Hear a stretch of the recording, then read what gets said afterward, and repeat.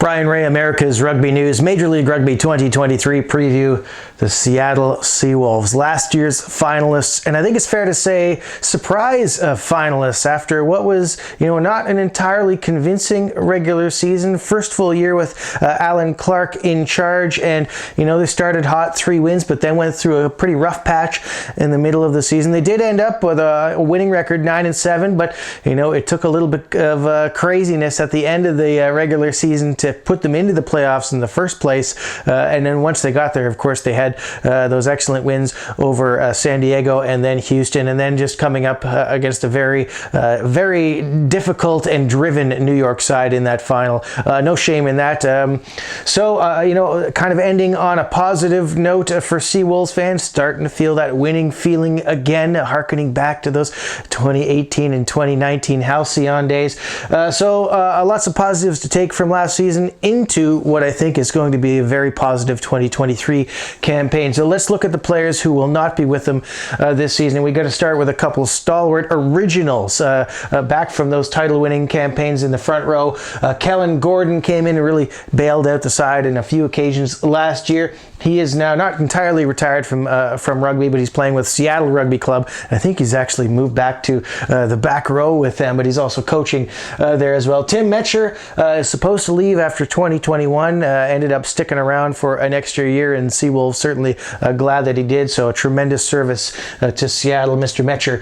Not sure if he's still playing now or not. I think he was headed back to his home in Australia. Sean McNulty, they acquired him kind of halfway through the season from the LA Giltinis. They needed a little bit more domestic depth at hooker. Certainly filled the job, but he's gone back to California, now playing with San Diego. And Mike Brown, another domestic hooker, played with them. He's now gone to Houston, and he's coaching their academy side. I just have this sneaking suspicion that we might see him on the field again this year. Taniela Tupou came over from the American Raptors. He was kind of converted from football. He's now gone back to football. He's going to be playing in the XFL, so he is gone. Victor Comtat, he's kind of been really wishy-washy, if we're being honest, in MLR. He's been, playing MLR, going to France, coming back, going to France, and just didn't seem to quite commit to anywhere, but it looks like he's finally going to settle down there. I know he is, born in the United States, but he is French, so it looks like he's going to stick around there. I hope so. I hope he just settles in and finds his groove, because he's got more talent than we have seen so far. Sitefano Funaki, a Tongan international, came in, filled in at flanker, filled in at second row. Not with the team, not really sure where he is this year. Brad Tucker, sad to see him go. Of course, he was that 2019 season, he was absolutely outstanding, but he has now moved to New York, the enemies across the country, so that'll be interesting to see him in the very first game of the season, welcoming him back to Starfire. Hopefully he does dress for New York in that game. Looking forward to that. He's had some injury problems the last couple of years, so maybe it wasn't quite at his best. But when he is firing in all cylinders, he is a force to be reckoned with. Big Samu. Well, we're not really sure what's going on with Samu Manoa. He was kind of initially listed on the 2023 roster, and now he's not. Nobody said he's retired. Nobody has really said anything about him. So not sure what's going on with Samu, but for the time being, we're going to consider him not on the team. Tommy Clark, another one who was kind of in limbo. Seattle, he initially signed through the 2024 season, but Seattle kind of made him available for the dispersal draft. He was selected in that. He didn't get signed, kind of came back to Seattle. Now he's gone to the American Raptors, going to play in Super Rugby Americas. Travis Larson came in and did really an excellent job on the blindside flank when Ben Landry got injured towards the end of last season. He's now gone to the Toronto Arrows. And Andrew Duratalo, is he retired or isn't he? Alan Clark said that he was. Duratalo has kind of said, well, I'm a free agent, but he's actually coaching. He's a defensive coach with Seattle Rugby Club at the moment, so not sure if we'll see him back or not. At least not with the Seawolves, it doesn't seem like. But who knows? You never say never with Drew Duratalo.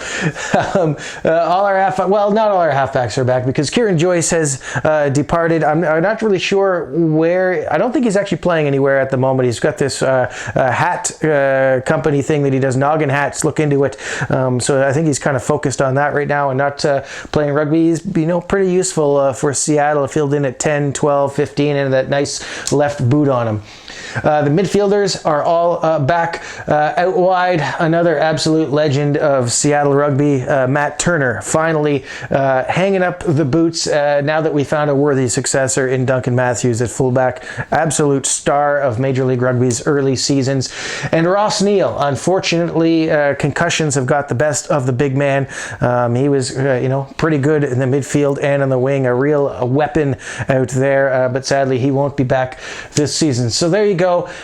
Most of the starters are returning, so that's a good sign, and then it's just a matter of building on top of that. One thing that Alan Clark wanted to focus on in particular was building on his domestic depth, and I think that you'll see that he has done that. So that's our 2022, our returners from 2022. Now we'll look at the newcomers for 2023. Lots of domestic talent heading to Seattle this year. We start with a couple props coming over from Texas. Now, Mzamo Majola was playing over 70 minutes a game last season. Duval Donald couldn't always get in the lineup because of the import restrictions. Same on the tight head side. Tim Metcher couldn't get in because of the import restrictions, so we had the inexperienced Taniela Tupou, and then Kellen Gordon came in and did a job at loosehead, but they definitely needed more depth there, and they've certainly got that. Two props coming in from Austin. We start with Jake Turnbull in the form of his life to start the season last year. Ran into some injury problems, but then ended up captaining the USA Falcons during the offseason in Montevideo. So back in the eyes of the USA selectors. Great addition there at loosehead prop. And over on the tight head side, the hitman himself, Mason Peterson, a guy I think who's been hard done by Eagles selectors. I'm not sure why he really hasn't been getting the love from them. I rate him, so nice to see him in there in behind Sam Matenga. A couple other props, Freddie Tafuna, I think he played one game a couple years back. He played with Seattle Rugby Club, can play loosehead, can play tight head. Is not really in the senior squad at the moment, but he was training with the side, so I think he'd be the number 6 guy at the moment. And the other one, James Kawahiwanui, who was picked in the collegiate draft. Washington State guy, so kind of a local, training with the squad. I'm not sure if he's going to see any game time this year. We'll see. James Malcolm returning at hooker, and he is joined by another Malcolm, Pete Malcolm, the old U.S. international. Of course, he had that knee injury. Kind of finally started to look back to his best, I think, last season, and maybe a little bit hard done by San Diego's selections. But Seattle fans, I think, will love him, so he'll put some pressure on James Malcolm. I think we'll see some rotation there between the two of them. So a very handy pickup. And the third hooker will be Alex Glover, who trained with the squad last year, but not actually didn't see any game time. He was playing loose forward for St. Mary's, but he's now full-time at hooker, so it'd be interesting to see how he goes. The second row was pretty much cleared out except for Rhino Herbst. We're going to slide him back over to his natural position on the right side of the scrum. He was only on the left because Big Samu is a bit of an anchor, all right? But so Rhino is really most at home on the right side. And coming in on the left side of the scrum, Ben Mitchell, one of the best line-out jumpers in the league. Another coming over from San Diego. That's a great pickup. If there was one, maybe shortcoming you'd look at last year that they really needed a dominant line-out jumper in it, so it wasn't hatting all the time, and I think Mitchell really gives them that, especially when Comtat left partway through the season last year. They missed that.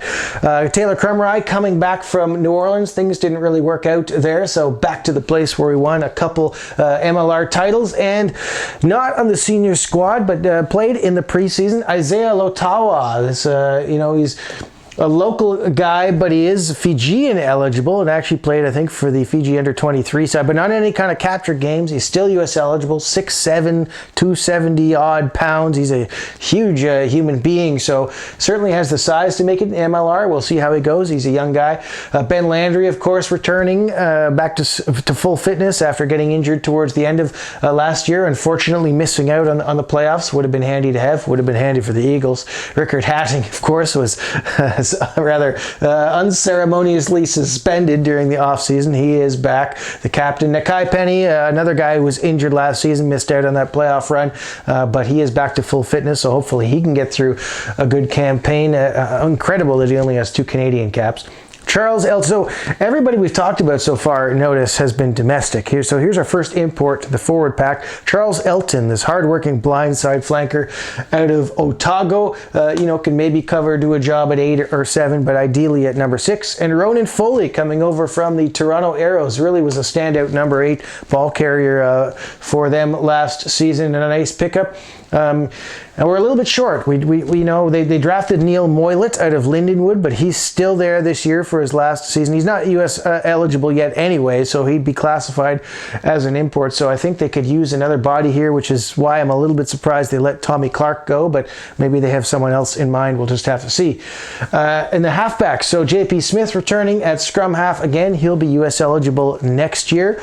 Reed Watkins came in his first year in Major League Rugby, the Canadian, and certainly earned his spot. He did really well and played 20 minutes, I think, in that final against New York and did a good job. And Carl Keane, who's actually been training with the squad for a couple of years, but he was playing with St. Mary's, now signed on as part of this local product, whatever the designation is, that you could bypass the collegiate draft, so coming straight in. So that gives him 3 nice scrum halves. Keane has already represented the USA Falcons as well. And at fly half, behind AJ Alatimu, they've picked up South African Jordan Chait, who was playing with the Tel Aviv Heat in the Rugby Europe Super Cup, and also the Sharks in South Africa. Very handy goal kicker. Could probably do a job at fullback as well. And Shane Barry, coming in out of UCLA, picked up in the draft. Another guy, youngster, he's played for the USA Falcons already, can play fly half, can play fullback. So very nice depth. This is the best depth really that Seattle's ever had in the halfbacks. Midfield intact. Tavite Lopetti had that untimely injury last season. David Busby came in and filled in, did a pretty good job for him at inside center. Dan Creel, excellent there in the number 13 shirt. And Lopetti Isaiah is kind of a high school All-American, went to football, now back in rugby, big body. Still haven't seen a lot of him yet, but maybe we'll see him some more time this season. Martin Iosefo, of course, was tremendous for the Seawolves last year and sorely missed by the Eagles in that repechage series. Cole Zarconi returning. Duncan Matthews was tremendous at fullback, and a guy they really would have liked to have in that final against New York, but unfortunately was injured, so he is back. Lauina Futi, their hot-stepping American Samoan, returning there on the wing.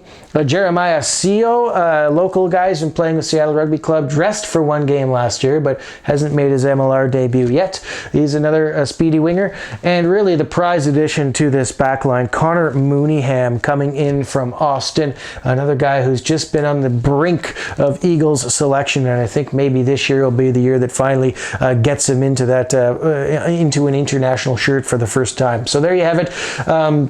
A couple spots, a little bit of concern.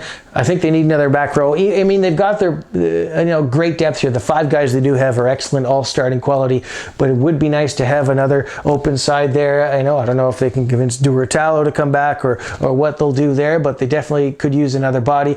Sam Weggert, I didn't mention him, another draft pick, Canadian center, 6'3" out of Trinity Western. He's going to play with the Pacific Pride, Canada's centralized development side for the time being, but if they need him, I guess they can give him a call. It would be nice to see another specialist fullback here with Matt Turner retiring. I mean, Mooneyham could fill in there, Chait or Barry. I'm sure, they could do a job, but it's always nice to have some specialist cover. But I think the main concern, picking up another back row, because it is a position of attrition, and certainly Penny does have a bit of an injury record. So, but overall, a pretty good squad. Like the front row depth, love the halfback depth. Good depth here in the back line for the most part. So it's pretty handy. Now let's see if we can put together a match day 23. Match day selections for the Seattle Seawolves. First thing we have to know, how many imports are they allowed in the 23? Seattle's number is 10. There we go. Throw that up there. So let's start with our front row. We're going to start with the incumbents. So we're going to go Mzamo Majola at 1, James Malcolm at 2, Sammy Matenga at 3. And then we're going to go Rhino Herbst in here at number 5. Fairly obvious pick. Ben Mitchell coming in from San Diego. Excellent there at number 4. The back row. Now this is going to be a little bit interesting. We're going to start obviously with our captain, Rickard Hatting. Now an open side flanker, I mean the only specialist in the side is Nakai Penny, so you would think he'll be there at number 7, but you know, maybe they'll look at Ronan Foley or Charles Elton there, but I'm going to put Penny there to begin with. And on the blind side flank, I mean, what do? Do you play Foley? Do you play Elton? Do you play Landry? You've got some options. We're going to stick Charles Elton there for now. I think he complements this back row nicely. You've got Penny, who's a bit looser. He's this tremendous athlete. Elton can really do all the dirty work around the pitch, and then you got Hatting to run rampant as well. And you've already, I mean, Hatting and Penny are both good line-out jumpers, so Elton really doesn't have to be, you know, a big, huge guy, you know, where you would play Landry in there as well. I mean, Landry did captain them for a bit in this preseason, so I mean, certainly he's a legitimate option there. He could be the first choice, but I just wonder, you know, I just wonder. I think we'll see him over here on the bench in this role where you can bring him in as a 6 or a lock, and he'll rotate into the back row. But you've got great options there anyways. So let's continue with our back line here. JP Smith, of course, is going to be our number 9. AJ Alatimu, our number 10. Tavite Lopetti and Dan Creel are 12 and 13. I mean, the lineup looks pretty similar to what it did last season at this stage. You know, Mitchell and Elton really the only newcomers so far. Marty Osefo again on the left wing. Fullback Duncan Matthews. And then on the right wing, the newcomer Connor Mooneyham. So, I mean, the starting lineup doesn't take a lot of thought to put together. It kind of picks itself. So let's look at our imports. 1, 2, 3, 4, 5, 6, 7, 8, 9. So we've only got room for 1 on the bench here now. Thankfully, we've got some really good domestic front rowers to throw in here. Peter Malcolm is going to be our reserve hooker at number 16. Our loose head, Jake Turnbull. And our tight head, Mason Peterson. Deval Donald, kind of the odd man out right now. I mean, you could throw him in there as a loose head reserve. I just think that these guys make the most sense and give you a little bit more option here, specifically so you can get Ronan Foley here as your back row. So now you've got Landry and Foley, which gives you lots of versatility as far as where you get them in. Of course, the other lock option you can put is Taylor Crumry if you wanted to do, say, a 6-2. Slide them down, get Crumry in there as well, but we'll leave Landry and Foley for the moment. Our reserve scrum half, well, you've got 2 of them now. You've got Reed Watkins and you've got Carl Keane. For our fly half cover, you got, well, we've used up our import slot. We're at 10 now, so we're going to need to use Shane Barry there, and Jordan Chait is going to be off here. So, I mean, you could do this, take Foley out, Landry down there, and put Crumry in there, and then you can get Chait in there, but that's a selection decision that they're going to have to make with their limitations. And then we need someone to cover the backs. Lauina Futi makes the most sense. That's the kind of the favorite guy who was in 23 last season. And really, Clarkey kind of leaned towards that 5-3 split most of the time, so that seems like the most likely. This gives you complete coverage. You know, you got Lopetti Isia as well if you wanted to have a little bit more midfield coverage. And the guy, I mean, ideally, you would have, of course, David Busby here because he covers so many positions in the back line. But you can't use him because of this import limit, right? So maybe see a little bit of a rotation there. But I mean, you know, who are you going to rotate? You're not going to take Matthews out because he's your only specialist fullback, really. You know, Creel, but I mean, that's your established midfield combination. You don't want to mess around with that too much. I mean, you could take him out and put Busby in. You know, you're not going to mess around with Alatimu and Smith, your halfbacks. So, I mean, unless you take Elton out, and then you play Ben Landry there and bring Crumry into the bench, but then you're taking away one of your import loose forwards that you've brought in. So it's going to be tough. I think Busby's just going to kind of have to wait for patiently, really. I mean, you know, he filled in last year because of the injury to Lopetti primarily, so it's probably going to be a similar situation to that. So their starting 15 looks really strong. I mean, a lot of continuity from last season. Good front row depth. These guys guys will all be competing for starting positions. I'm sure we'll see some more rotation. Majola won't be playing 72 minutes every game this year. Really like the second row pairing there. Herbst, the bigger man, the traditional right side lock, and Mitchell, your line-out star.